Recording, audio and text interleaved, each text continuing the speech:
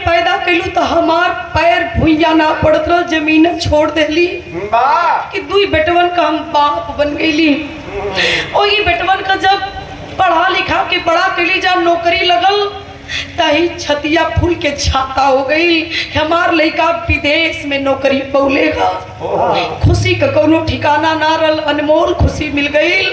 वही लड़कन का जब बियाह कैली, दूठे पतो अली तो चच्चर भरे का सोने का हार मुँह दिखाई में दे देहलू। आज दुर्भाग्य त्योहार देखा, दुर्भाग्य त्योहार की त्योहार एक को पतो तोरे आगे पीछे ना लौकत। जौने पोता का पोती का मुंह देखे बदे तरसते मर गईलू, वो तोहार पोती पोता पतो बेटवा कोई आगे पीछे ना लौकत, मरल पड़ल हो लवारिस की तरह। हे रानी, दुनिया में कोई का कोई बा ना, क्षमा कह दिया हमके। हो सकला कि अमन के परवरिश में कोनो कसर रह गई हो। छोड़ दलन लाश, अब छोड़ के लसिया कर्नल साहब गईलन घरवा में। बाबू जाए कि घरवा में अंदर से केवाड़ी का सिटकनी चढ़ा लेलन, निकललन स्टाम्प पेपर और लिखे शुरू कैलन। 4-6 लाइन तो लिखलन और लिख के कर्नल साहब कैलन का बिरहा के आखिरी लाइन मास्टर।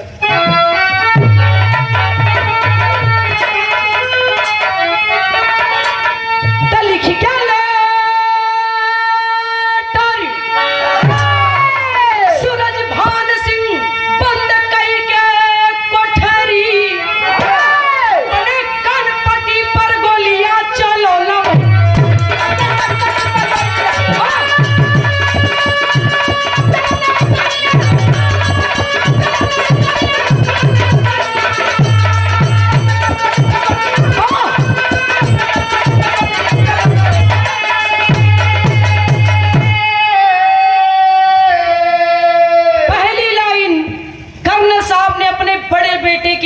जो अमेरिका से मां के मरने पर आया नहीं है। लिखलन मास्टर तक कहला यमन व्यस्त रहा, अरे करा नायक आज हो, तारा साथे चिता हमरो चली जाई है आज हो। तो के हमारे खातिर फिर से भारत में नहीं आवई के पड़ी। कह रहे हो ना बेटा कि बहुत व्यस्त हूँ, टाइम नहीं है, तो मैं मरूंगा तो तुम आओगे, होगा तुम्हारा बड़ा आकाश।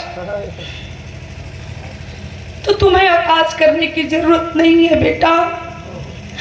आज ही मेरी पत्नी के साथ मेरी चिता जल जाएगी, मेरे बेटे का नुकसान न होने पाए। बारे बाप का दिल ई होलन बाप खन की बेटा जा, तोरे पास टाइम ना न, जब माई के मरले पर ना आइला, हमारे मरले पर ही बात तुहार वही बड़ा नुकसान।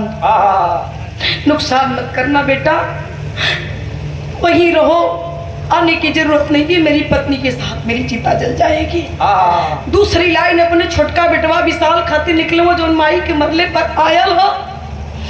कलंक है विशाल, तेरी माँ की इच्छा थी कि बेटे के कंधे पर की स्मशान जाऊंगी, बेटा की चिता में आग लगाएगा। तो ये विशाल, मैं भी हाथ जोड़ रहा हूँ तेरे सामने, माँ की इच्छा पूरी कर देना बेटा, आखिरी इच्छा थी उसकी। अब तो मर गई, मिलेगी नहीं दुनिया में माँ तुझे, स्मशान पहुंचा देना, माँ की चिता को आग लगा देना, मुखाग्नि दे देना। लेकिन खबरदार, खबरदार मेरी लाश को हाथ मत लगाना। ना कि मेरी चिता में तुम आग लगाओगे, ना कि मेरी लाश को हाथ लगाओगे।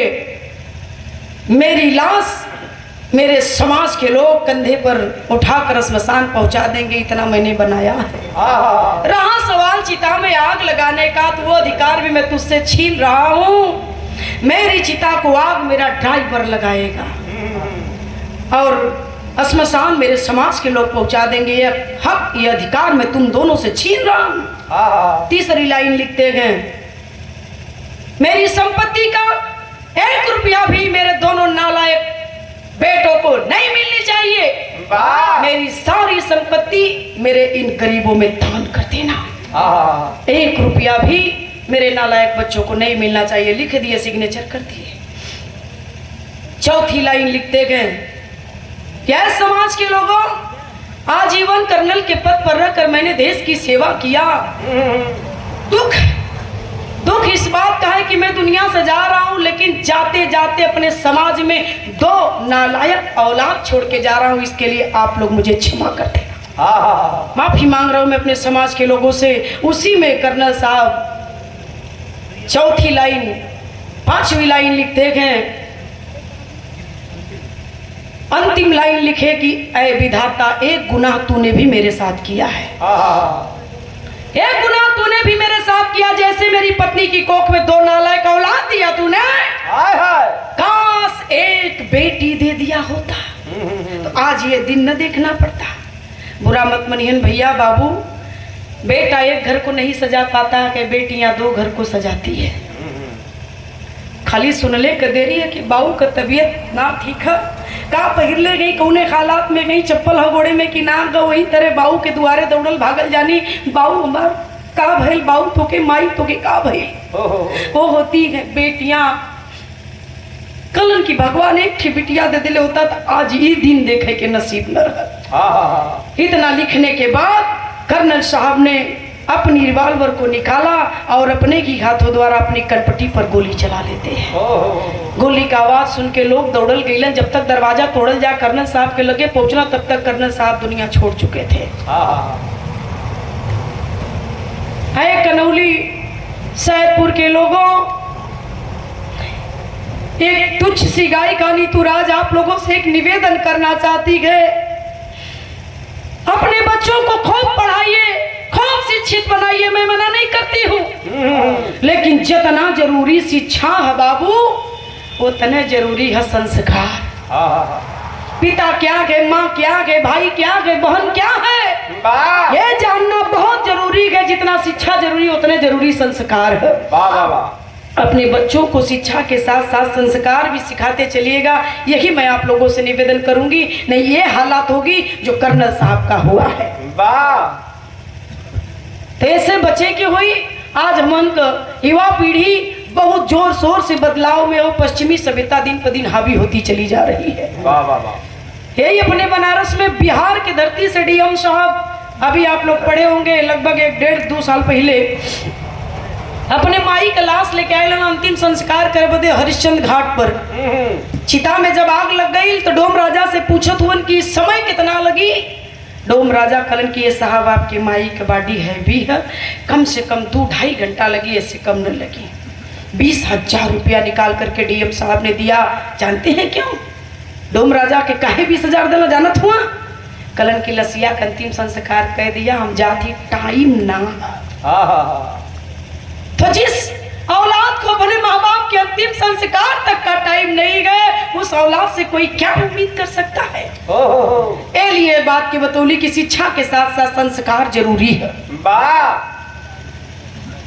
और ये 201 रुपए का पुरस्कार हमारे मामा महापुर के ऐतिहासिक धरती से प्रताप यादव जी, बहुत बहुत आपके प्रणाम बा। और बुझवा पर से भैया खर्चू यादव, आपके द्वारा 101 रुपया पुरस्कार। और हमारे चाचा श्रीमान श्रीनाथ यादव जी बिरहा खातिन एकदम मालूम गुप्ता सिकंदरा के ऐतिहासिक धरती से 201 रुपया का पुरस्कार। बहुत बहुत आप डॉक्टर साहब के प्रणाम बा, सब लोगों के प्रणाम। कहानी को यही समाप्त करते हैं कि बाबू खानदान का परिचय। गुरु बिहारी गुरु रमन